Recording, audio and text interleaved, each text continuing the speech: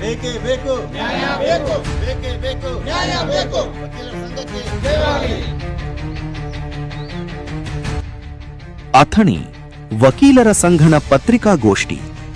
ಅಥಣಿ ಪೊಲೀಸರ ವಿರುದ್ಧ ಯಾವುದೇ ಕ್ರಮ ಕೈಗೊಳ್ಳದ ಅಧಿಕಾರಿಗಳ ಧೋರಣೆಯನ್ನು ಖಂಡಿಸಿ ಅಥಣಿ ಪ್ರವಾಸಿ ಮಂದಿರದಲ್ಲಿ ವಕೀಲರ ಸಂಘದ ವತಿಯಿಂದ ಪತ್ರಿಕಾಗೋಷ್ಠಿ ನಡೆಸಲಾಯಿತು.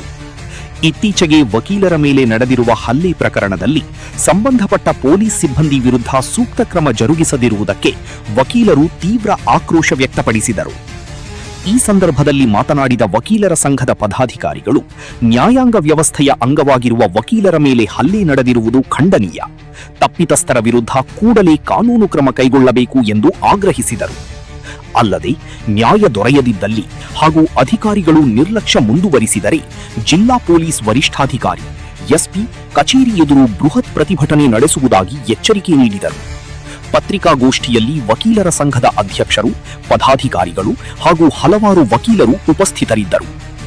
ದಿಟ್ಟ ಹೆಜ್ಜೆಗಳ ನಿಖರ ಸುದ್ದಿಗಳನ್ನು ನೋಡಲು ಇಂದೇ ನಮ್ಮ V power Kannada news YouTube channel ಅನ್ನು ಸಬ್ಸ್ಕ್ರೈಬ್ ಮಾಡಿ, ಬೆಲ್ ಐಕಾನ್ ಒತ್ತಿ ಮತ್ತು ನಿಮ್ಮ ಸ್ನೇಹಿತರೊಂದಿಗೆ ಹಂಚಿಕೊಳ್ಳಿ. ವಿ ಪವರ್ ಕನ್ನಡ ನ್ಯೂಸ್, ಇದು ದಿಟ್ಟ ಹೆಜ್ಜೆ.